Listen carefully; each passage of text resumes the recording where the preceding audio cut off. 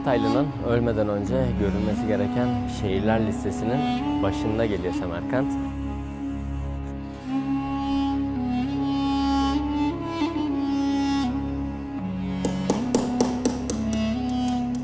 Eğer tarihe önem veriyorsanız gerçekten dünya üzerinde ziyaret edebileceğiniz en önemli şehirlerden bir tanesindeyiz şu anda.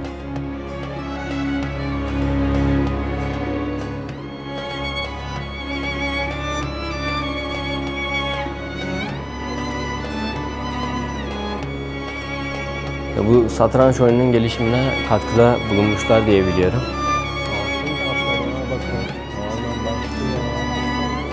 Buranın yapımına da 1404 yılında başlanıyor. Şimdi Amir Timur'un Yıldırım Beyazıt'la 1402'de Ankara Savaşı'nda bir karşılaşması var. Ve Timur'un iskeleti incelendiğinde aksak olduğu doğrulanıyor diye.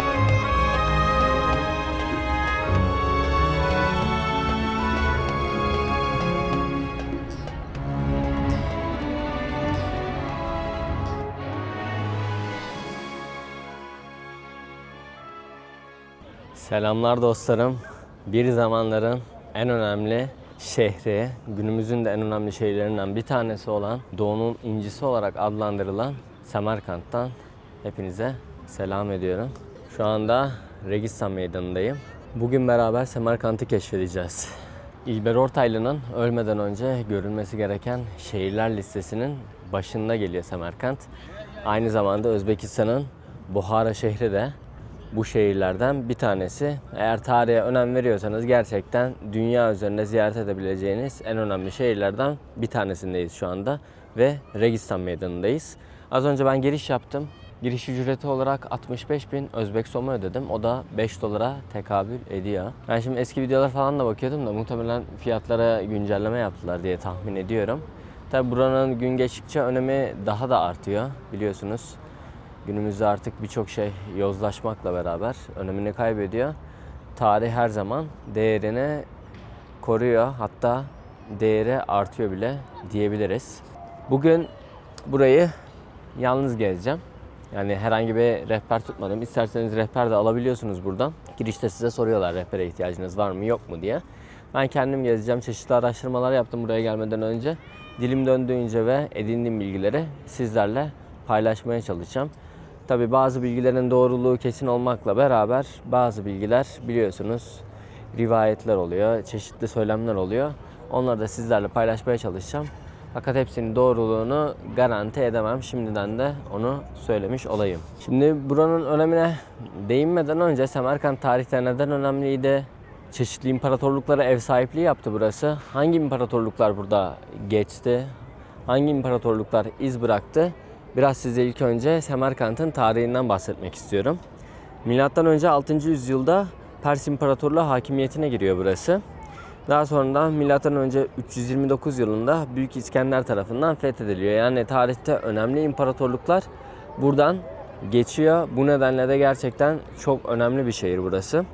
8. yüzyılda Araplar tarafından fethediliyor ve ilk defa İslam'la tanışıyor bu topraklar. 13. yüzyılda Cengiz Han tarafından şehir yakılıp yıkılıyor açıkçası. Moğol İmparatoru Cengiz Han tarafından. Daha sonra 14. yüzyılda Amir Timur'un tekrar burayı fethetmesiyle Altın Çağı Semerkant'ın başlıyor. Burası başkent ilan ediliyor ve dünyadaki en önemli şehir unvanını kazanıyor böylece. Bugün hava biraz bulutlu. Bazen güneş çıkıyor, bazen bulut oluyor. O yüzden hani ışık konusunda maalesef çok şanslı değiliz. Elimden geldiğince size güzel görüntülerde sunmaya çalışacağım. Semerkant'ın yine tarihteki önemine değinecek olursak, Eskişehir olarak İpek yolunun merkezi konumundaydı burası. Bilim ve kültürün de merkeziydi. Aynı zamanda İpek yolundan dolayı ticaret merkezi olarak da kullanıyordu. Ve İslam dünyasının önemli şehri olarak hizmet veriyordu.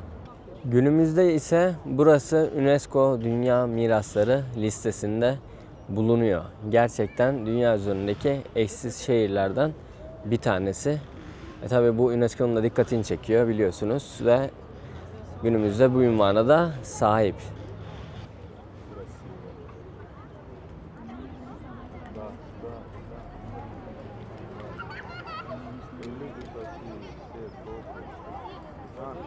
А где телефон? Gitmetre bir dakika. Так, раз, два, три, пошли.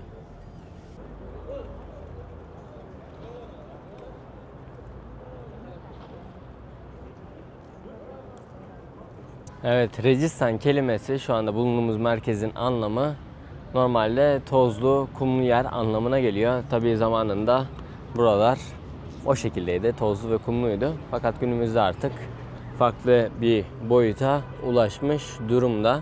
Registan Meydanı Timur İmparatorluğu döneminde inşa ediliyor. Şu anda gördüğümüz bu yapılar neler? Onlardan size kısaca bahsedeceğim. İlk inşa edilen yapı Ulubey Medresesi. Hemen solumda gördüğünüz yapı. Sonrasında Şirdor Medresesi inşa ediliyor. Şirdor Medresesi'nden sonra da karşımda gördüğünüz Tilyakari Medresesi inşa ediliyor. Şimdi burada gördüğünüz yapıların hepsi birbirinden farklı zamanlarda inşa ediliyor. Fakat gördüğünüzde aslında güzel bir bütünlük sağlanmış durumda burada. Yani baktığınızda böyle birbirinden çok ayırt edemiyorsunuz açıkçası. Güzel bir bütünlük sağlanmış. Bu da gerçekten farklı dönemlerde inşa edilip böyle bir bütünlük sağlanması gerçekten çok önemli. Şimdi ayrı ayrı yapıların özelliklerinden ve önemlerinden bahsedeceğim size. Önümde gördüğünüz Ulubey Medresesi 1417 ve 1420 yılları arasında Timur'un torunu Ulubey tarafından inşa ediliyor. Ulubey Timur'un torunuydu. Önemi aslında ilk önce buradan geliyor ve Şahrauh'un da oğlu. Ulubey gerçekten döneminin önemli insanlarından birisiydi. Neden peki? Matematik ve astronomi alanında çığır açıyor Ulubey. Semerkant'ı bir bilim merkezi haline getiriyor. Zici Gürgani adlı astronomi cetvelleri 200 yıl boyunca en önemli kaynak oluyor. Trigonometrik hesaplamaları bugünkü değerlere çok yakın. Bilime düşkünlüğü nedeniyle devlet işlerini ihmal ettiği söyleniyor kendisinin. En sonunda oğlu Abdüllatif tarafından öldürülüyor. Şimdi Ulubey hakkında bunları biliyoruz. Peki bu medrese ne olarak kullanılıyordu ve önemi neydi? Ondan bahsedeceğim size. Döneminin en önemli astronomi ve matematik okuluydu bu medrese. Medresede işte yine astronomiden matematiğe, felsefeden dini ilimlere kadar geniş bir yelpazede eğitimler verilmekteymiş. Bu nedenle de gerçekten çağının en önemli bilim ve ilim merkezlerinden birisiydi burası. Peki medresede hayat nasıldı? Öğrenciler ve hocalar medrese içinde yaşayıp günlerini ders, araştırma ve ibadetle geçiriyorlardı. Medresede kullanılan çiniler bulunmakta. Yani şu anda bulunduğumuz bölge açıkçası Çini sanatının icra edildiği en önemli noktalardan bir tanesi. Gördüğünüz tüm eserler Çini sanatıyla inşa edilmiş durumda. Gerçekten büyüleyici. Yani şu anda siz uzaktan görüyorsunuz bunları. Fakat bu motiflere yakından gördüğünüzde her birinin ayrı sembol ve anlamları bulunmakta. Bu bakımdan da çok önemliler gerçekten. Şimdi medresede kullanılan çinilerde arkadaşlar bazı renklerin öne çıktığını görüyorsunuz. Mavi gibi, turkuaz gibi. Şimdi mavi gökyüzünü ve sonsuzluğu temsil ediyormuş. Turkuaz ise doğayı ve yaşamı sembolize ediyormuş. Geometrik desenler var aynı şekilde gördüğünüz üzere. Yakından size eğer bulabilirsem göstermeye çalışacağım motifleri daha detaylı şekilde. Geometrik desenler de İslam sanatının karakteristik özelliği olup sonsuzluğu ve düzeni temsil eder diyor. Yani gördüğünüz gibi karşımda aslında Arapça yazılar da bulunmakta. Bunlar da işte bazı şeylere önemli yazılar. Yani dönemde inşa edilirken bunlara da dikkat edilmiş. Onu da söyleyebiliriz. Şimdi biraz Ulubey Medresesi'nin içerisine gezelim beraber. Bakalım içeride neler varmış.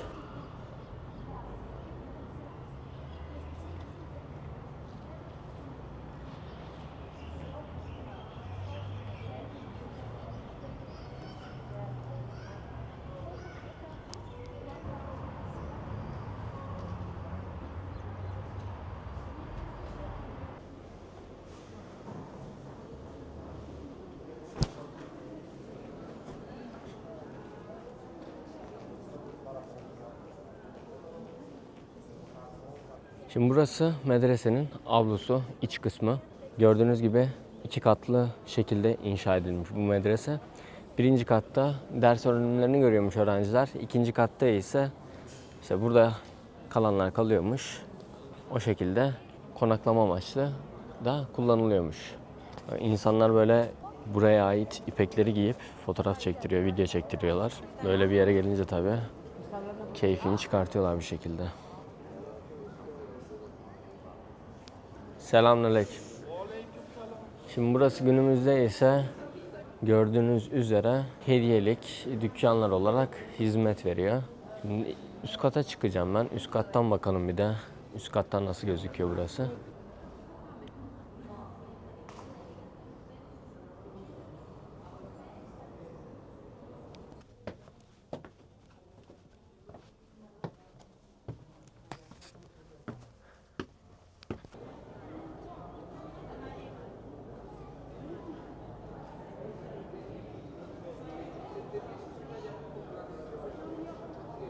Bakın şu anda ikinci kattayım.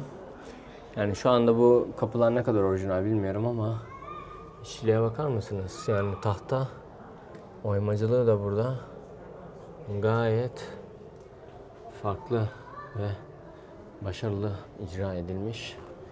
Renkler yine aynı şekilde harika. Size böyle farklı desenler göstermeye çalışıyorum ki biraz burayı anlayabilin.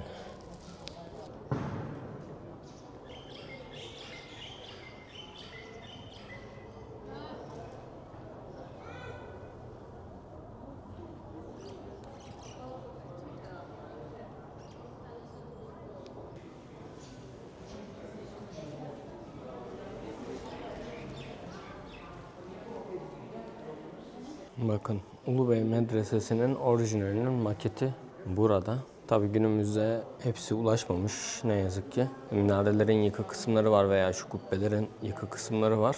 Orijinalin maketini yine içeride görebiliyorsunuz. Medresede dersleri sembolize eden bazı çizimler. Burada medreselerin eski halleri var. Yani şu eski hallerini gördükten sonra bugünkü haline gelmesi bile aslında büyük bir işçilikmiş yani. Orijinalini geçtim, restorasyonu bile aslında çok büyük bir işçilik. Zamanında bu medreseye dünyanın farklı bölgelerinden en iyi ilim ve bilim adamları getiriliyor. Bu yüzden de aslında Semerkant dünyanın işte o zamanlardaki en önemli okulu, ilim ve bilim merkezi haline bu hocalar sayesinde geliyor.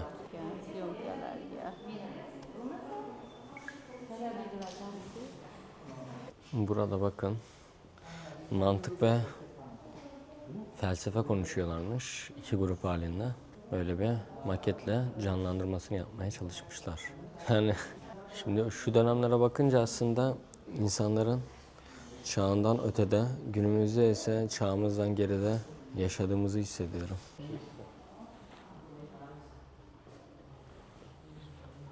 Özellikle bu minyatürler benim çok hoşuma gidiyor. Gerçekten o dönemde yapılan bence en güzel şeylerden başında geliyor. Minyatürler, minyatür sanatı. Burada da böyle mozaik ve seramiklerin olduğu bir bölüm var. Aslında burada yapıp bunları satıyorlar. Ben de sizinle paylaşmak istedim. Gerçekten çok güzel görünüyor. Yani şu parçaların birleştirilip yapboz şeklinde bu büyük yapıları oluşturması çok ilgi çekici. Abimiz burada ilk önce desenleri kağıda çiziyor. Daha sonradan burada kullandığı çekici var. Gördüğüm ve şöyle bir makası bulunuyor. Bunları işleyerek artık son haline getiriyor bunları. Tabi bunları aslında yaparken görsek güzel olurdu. Merak ediyordum ben çok ama şu an çok mümkün değil. Yani şunlara bakar mısınız? Ya bunlar günümüzün eserleri fakat gerçekten çok etkileyici. Ben bunların kırılmayacağını bilsem yanımda taşırım da sırt çantasıyla gezince maalesef öyle şeyleri almak mümkün değil. Evet, Ulubey'den ayrılıyorum şimdi. Karşıda Şirdor Medresesi var. Biraz ondan bahsedelim. Yani bu biliyorsunuz tarih odaklı bir video olduğu için sürekli konuşuyorum, ediyorum. Sıkıcı hale gelmemesi için önemli şeyler söylemeye çalışıyorum ve paylaşmaya çalışıyorum. Onun dışında size güzel görüntüler de sunmaya çalışıyorum. Bunlar da TikTok'a herhalde video çekiyorlar.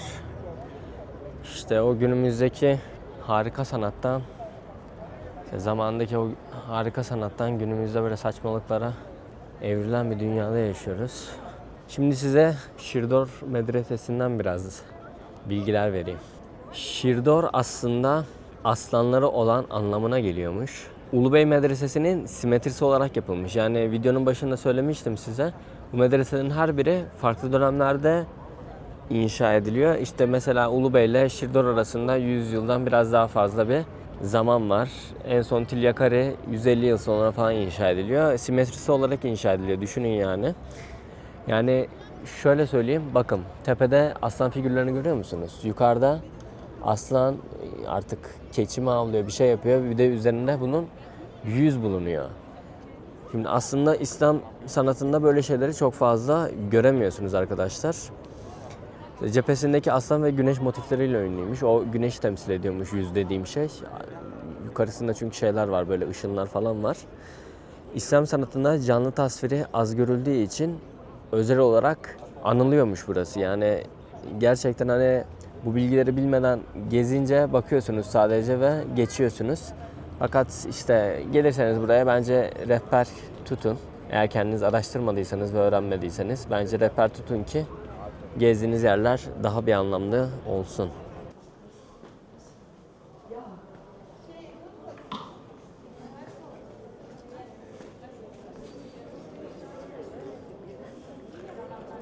Evet, şu anda Shirdor Medresesi'nin içerisindeyim. Burası daha sade gözüküyor. İç avluyu çok daha detaylı görebiliyoruz.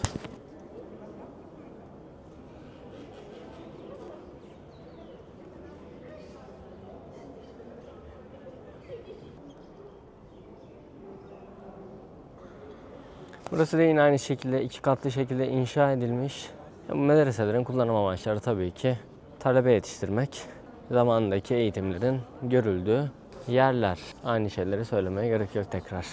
Bakın kardeşimiz burada sanatını icra ediyor.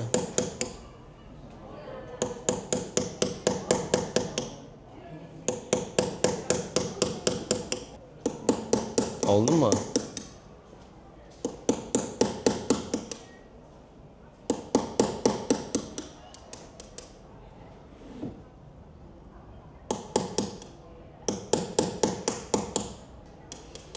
Bunları sen mi yaptın hep böyle?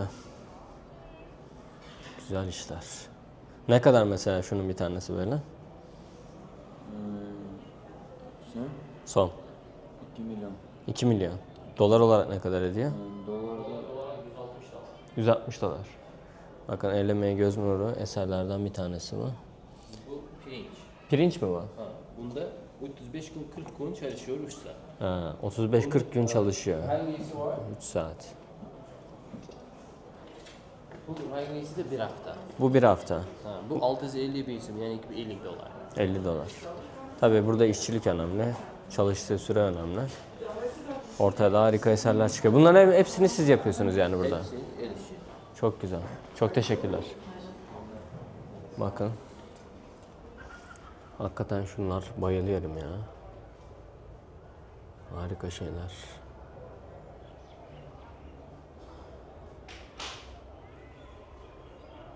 Evet, son olarak ise arkadaşlar Tilyakari Medresesi'ne gezeceğiz beraber. Benim görünen yapılardan favorim Tilyakari açıkçası.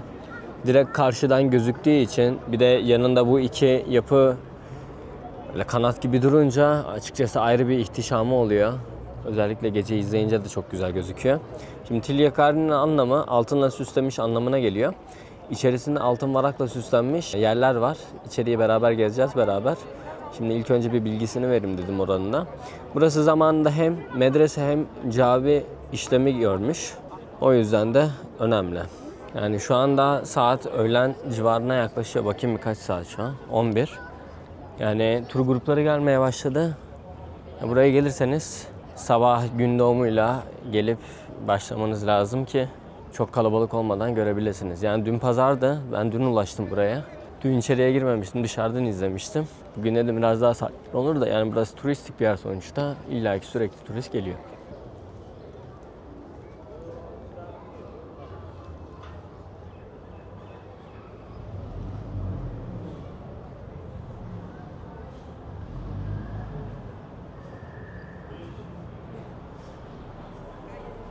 Şu kubbeler de gerçekten çok güzel duruyor.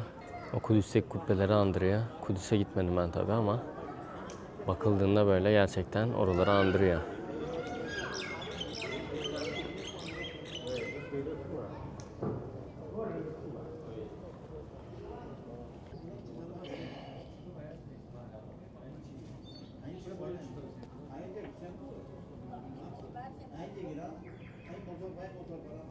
Şimdi şu yapıların içerisinde yürüyünce kıyafetleri falan da görüyorsunuz, ipek hepsi. Dönemde yapılan bu tür kıyafetler var. Belki daha güzelleri zamanında. Yani insanları düşünüyorsunuz. Burada eğitim görüyorlar vesaire. Bunları biraz tahayyül edince gerçekten buralar daha farklı bir anlam kazanıyor.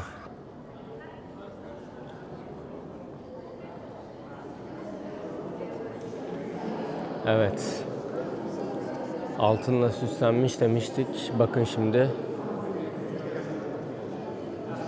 Burada çok detaylı bir şekilde görebiliyorsunuz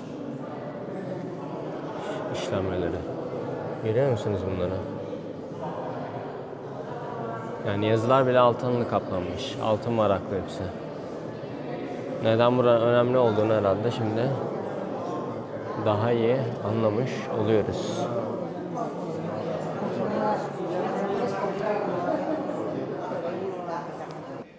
Bakın burada farklı şekilde satranç tahtaları da bulunuyor. Yani şey duymuştum ben. Timur muydu, Ulubey miydi? İkisinden birisi. Bu satranç oyununun gelişimine katkıda bulunmuşlar diye biliyorum. Belki onunla da alakalı olabilir. Şimdi çok sallamayayım ama. Halı işlemeleri. Bunları Fergana Vadisi'nde gezerken bir tane halı fabrikasının, ipek fabrikasını ziyaret etmiştim. Orada göstermiştim. Yani kadınlar için burada gerçekten harika şeyler var. Gelince mutlaka satın alacağınız şeyler bence. Yani işlemeler olsun, desenler olsun. İpek zaten buranın olmazsa olmazı. İpek fabrikasını gezmiştim. Bunları detaylı göstermiştim. İpeğin işlenişi, bu nasıl bir hale geliyor, yani nasıl bu hale geliyor. Onları falan hepsini detaylı göstermiştim. O videoya bakmanızı tavsiye ederim dostlar.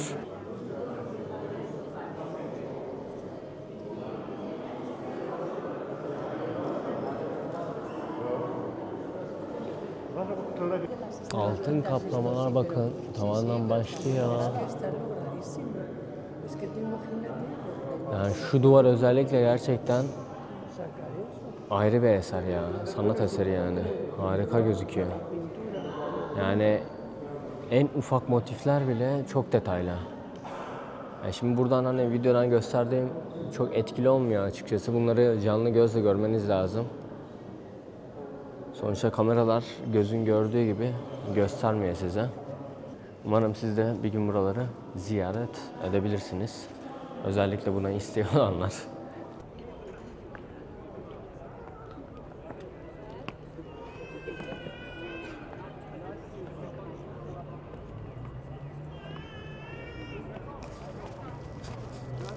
Bakın burada herkes farklı farklı pozlar veriyor. Kimi kıyafetle gelmiş, kimi orada bayrakla. Herkes farklı bir poz peşinde. Aynı zamanda güzel noktalardan bir tanesi. Turla gelen çok fazla sayıda insan var. Şimdi ben bir sonraki noktaya devam edeceğim buradan artık. Semerkant'ta gerçekten gezilecek çok fazla yer var. Çok önemli yapılar var. Mimari yapılar. Bir sonraki noktaya doğru devam ediyorum ben.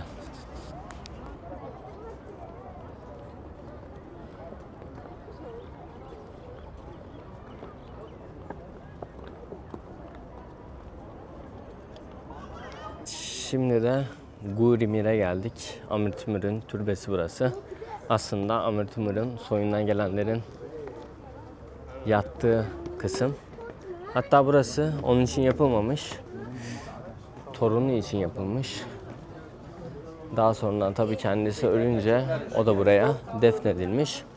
Daha önemli bir şahsiyet olduğu için tabii günümüzde artık onun adıyla daha fazla anılıyor. Bakın görebilirsiniz. Buranın yapımına da 1404 yılında başlanıyor. Yeşim taşından yapılmış mezar taşı dünyanın en büyüklerindenmiş. Görebilir miyiz, göremez miyiz bilmiyorum. Kubbesi çift ciddarlı, turkuaz renginde. Yani hazır buraya gelmişken Amir Timur'dan kısaca bir bahsetmek lazım. Çünkü bu topraklar için çok önemli bir figür. Yani Semerkant'ın zamanında dünyanın en önemli şehri olmasında çok önemli bir figür. Semerkant'ı kendisi başkent yapıyor.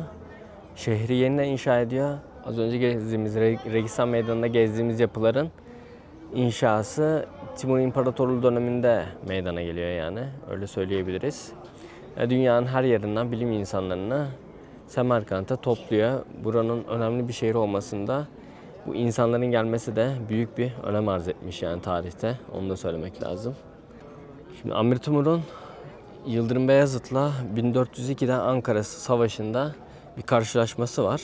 Ve burada Yıldırım Beyazıt'ı yenilgiye uğratıyor. Yani bizim tarihimiz açısından da önemli bir figür aslında.